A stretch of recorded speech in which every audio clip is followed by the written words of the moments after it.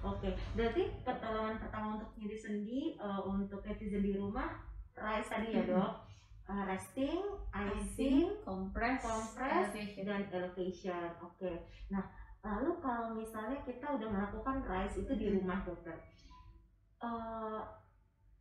lalu kapan saat yang tepat untuk kita kontrol? Kan kadang-kadang udah di rise kita nggak tahu nih orang awam ini udah belum ya, karena kan itu di dalam ya dok, kan nggak kelihatan. Itu kapan dokter waktu yang tepat? Jadi sebagai gini, fase akut itu kan selesai dalam 48 sampai 72 jam. Oke, prinsipnya begitu. Selama fase akut inilah yang paling penting rise-nya. Oke. Nanti kalau nyerinya berkelanjutan sampai 5 tuh jangan tunggu sampai seminggu sebenarnya. Kalau masih berkelanjutan silahkan datang konsultasi ke kita. Itu berarti 3 hari lah ya, 3 sampai 5 hari. 3 sampai 5 hari. Kalau masih berkelanjutan silahkan datang. Kalau nyerinya semakin bertambah langsung datang. Itu pengaruh usia atau enggak dok? Nyeri bertambah itu? Enggak ada pengaruh usia. Enggak pengaruh ya. Kadang kalau mungkin cuman mungkin level nyeri seseorang itu kan agak berbeda ya. Oh, nah itu dia ya dok ya. Kadang-kadang kan mungkin yang jatuh tuh bisa jadi anak-anak atau kalau kita dewasa mungkin kan, kalau anak-anak sama dewasa kan sekali dia jatuh langsung nangis ya dok. Kalau anak-anak, kalau kita kan masih tahan-tahan nih gitu. Nah itu anak-anak bisa juga langsung dibawa ke dokter? Bisa. Kalau dari pertama, karena kan anak-anak itu unpredictable sebenarnya. Dalam arti gini, anak-anak kesannya kalau dia jatuh misalkan di situ, itu kesannya seperti nggak ada apa-apa. Tapi dia nangis, nggak mau digerakkan. Ada tanda-tanda patah, tanda-tanda sesuatu infeksi yang tidak akan terlalu terlihat di awal. Makanya biasanya kita langsung compare, kita langsung ronsen bandingkan kiri dengan kanan. Oke, di situ kadang nggak kelihatan ya dok? Kadang nggak kelihatan. Kalau patah nggak yang apa? Kadang kan kalau patah tuh nonjol. Nggak selalu seperti itu. Nggak selalu. Jadi susahnya anak-anak itu adalah dia tidak bisa mengutarakan nyerinya di mana, nggak bisanya apa, dan gejalanya itu tidak terlalu jelas seperti orang dewasa. Masalahnya itu. Makanya kalau bisa anak-anak setelah jatuh, kalau memang dia tambah nyeri, langsung bawa aja ke dokter. Nggak usah ditunggu. Tapi tetap pertama selalu rise. Minta aja rise. Oke. Berarti untuk bisa kita tahu tadi 24 kali 3 48 sampai dengan 72 jam ya dok. Kalau memang masih nyeri langsung segera ke dokter Imelda. Jangan lupa pemirsa di rumah dan dimanapun anda berada, ke dokter Imelda di Rumah Sakit IMC Sentul. Setiap hari apa dokter? Prakteknya Selasa sampai Jumat, dari jam 8 pagi sampai jam 5 sore. Nah cocok, berarti bisa itu. Dokter, saya mau tanya, kalau misalnya untuk pengobatan udah nyeri nih, pengobatan nyeri sendi itu apakah harus, kan saya pernah baca-baca juga dia dok, ada yang sampai dioperasi ataukah gimana ya dok? Jadi gini, nyeri sendi itu ada banyak penyebabnya, jadi tidak bisa digeneralisasi kalau nyeri sendi harus dibeginikan. Jadi misalkan osteoartritis, nyeri sendi karena osteoartritis itu kan karena penuaan. Kalau penuaan kan namanya penuaan memang karena proses usia sebenarnya. Tapi kan itu tidak bisa dihambat. Kita hanya berbagai macam cara untuk memperlambat. Memperlambat bisa, tapi tidak bisa dihambat. Nah, bagaimana cara memperlambat? Tergantung kita itu gradingnya sebenarnya. Jadi kita punya grading tuh banyak, satu dari 0 sampai 4. Yang 4 itu paling bahaya. Dan terapinya juga berdasarkan grading.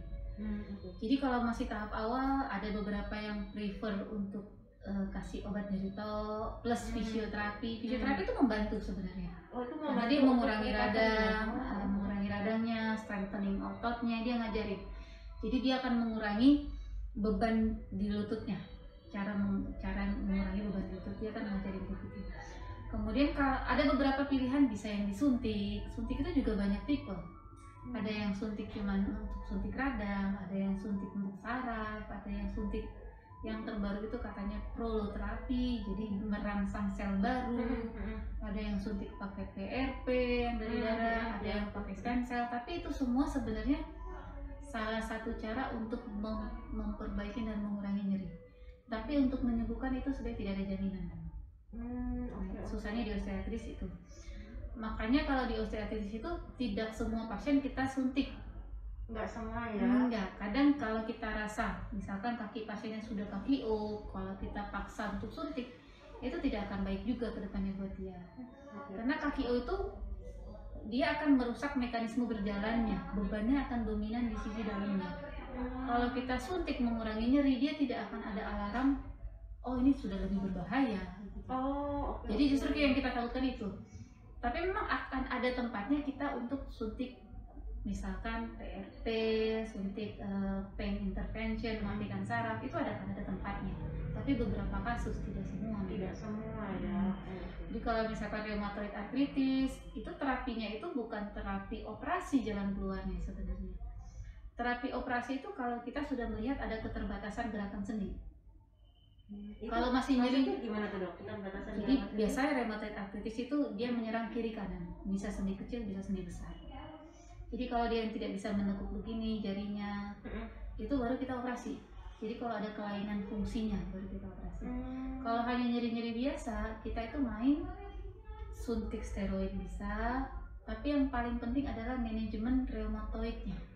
Itu gimana tuh dok? Itu kerjasama dengan penyakit dalam sebenarnya. Oke. Jadi pakai methotrexate atau apapun terserah, tergantung penyakit dalamnya. Kita hanya bekerja saat dia sudah mulai ada gangguan di sendinya. Jadi kayak autoimun atau yang lain, yang paling penting itu autoimunnya dijaga. Nah kadang-kadang kan nyeri, kalau autoimun kan kadang nyerinya nggak tempat-tempat tertentu ya dok.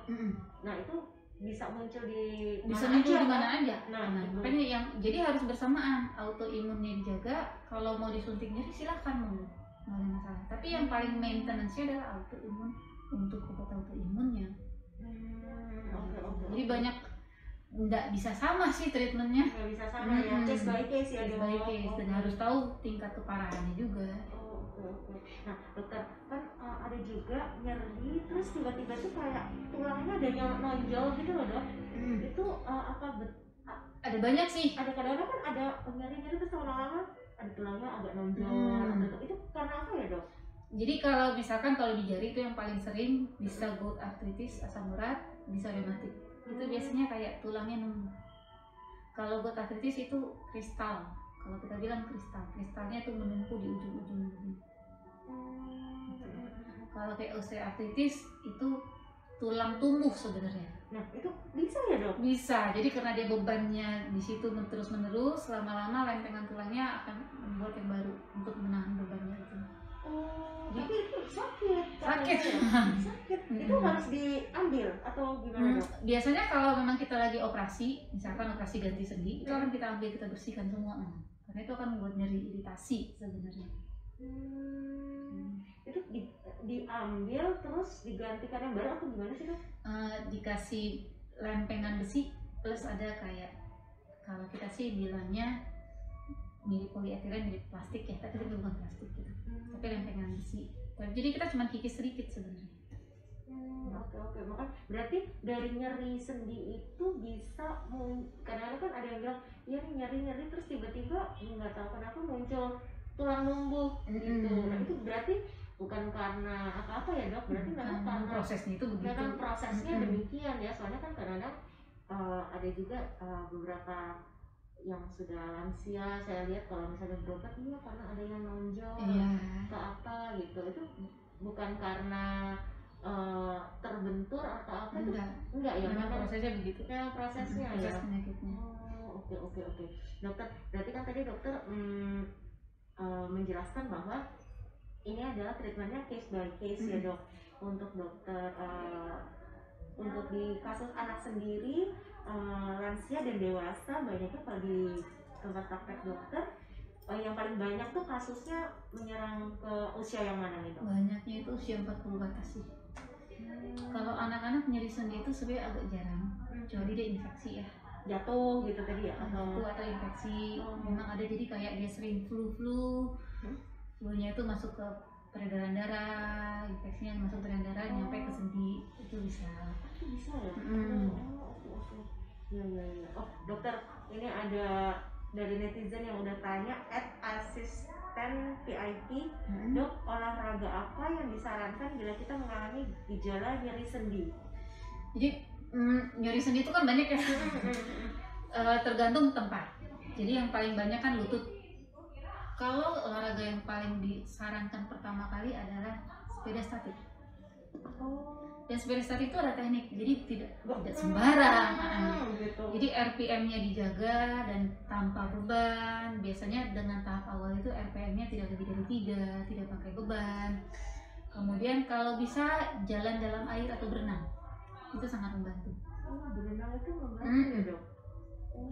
Jadi kalau mau jalan, mau jogging silahkan, tapi kalau bisa jangan uphill, kalau bisa yang flat tuh. Dan kalau memang mulai jadi berhenti. Intinya gimana cara untuk memperkuat otot paha? Karena gini, lutut itu stabilizernya itu ada 2 sebenarnya. Satu yang statik, satu dinamis. Yang statik itu yang di dalam sendi, dia tidak akan berubah-ubah. Tapi yang dinamik itu ototnya itu otot dari paha sampai ke tulang kering, itu dinamik. Nah kalau dia ada nyeri sendi, itu perlu dijaga dinamiknya untuk tetap stabil. Oke dokter, semoga tadi menjawab pertanyaan dari netizen ya dok. Ini ada lagi pertanyaan dari Cinta Mikasa.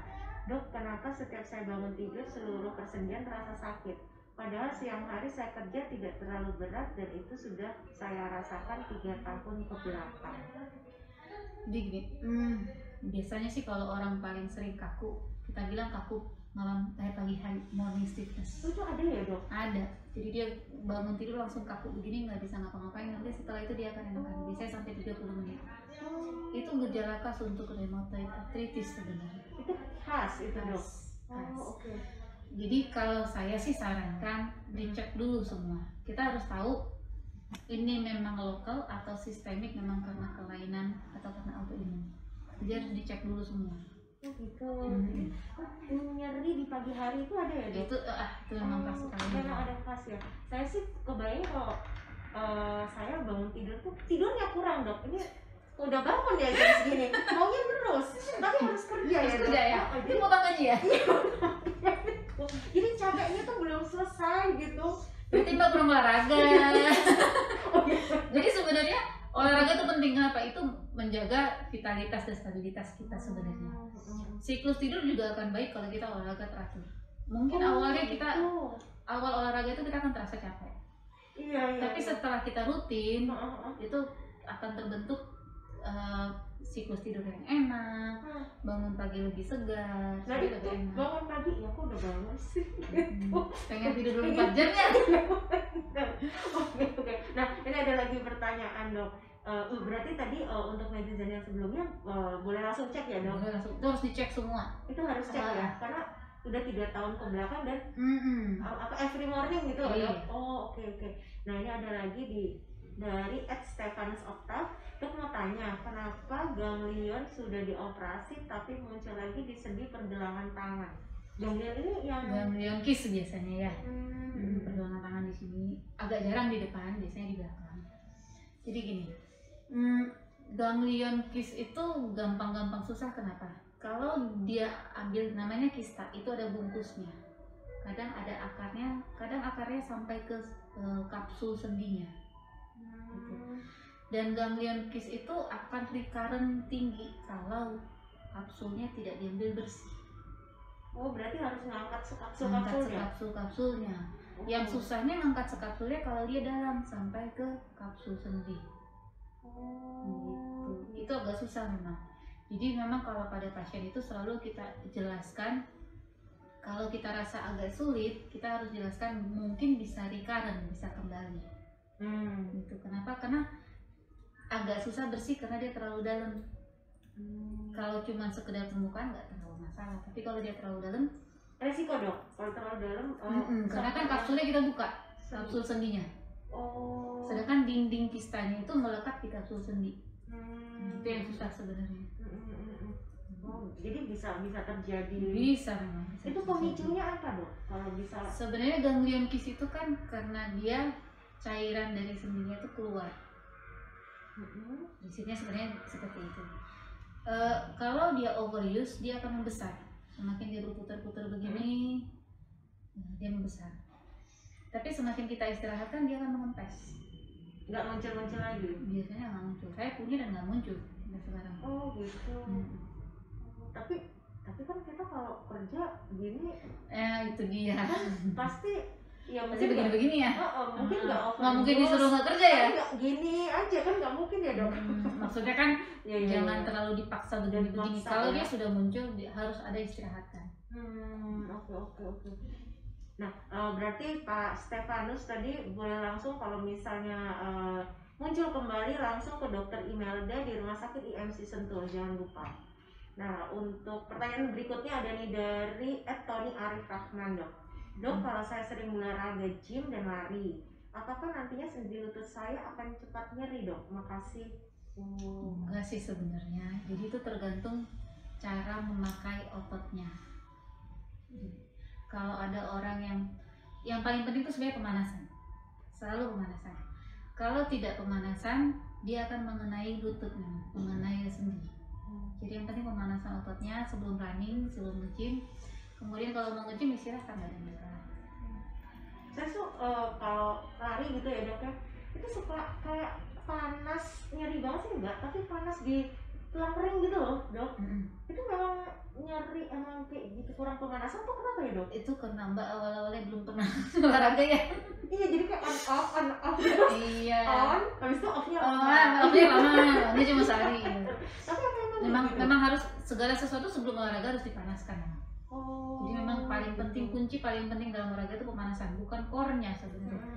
Kalau pemanasannya dengan baik, core-nya baik, baru utamanya pendinginan. Jadi memang harus ada 3 itu, nggak boleh langsung gas gitu. Orang kan biasa ngegas ya, ngomong aja orang kadang ngegas.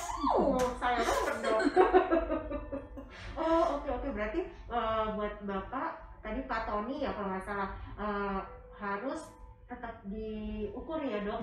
Untuk di gym sama lari masih bisa aman, tapi ada ininya ya, maksudnya ada tahu stopnya di mana, harus gitu tahu ya, bebannya, harus tahu stopnya kecepatannya berapa, jangan terlalu dipaksa karena otot itu ada batasannya sebenarnya. Bisa aus itu tadi ya dokter ya.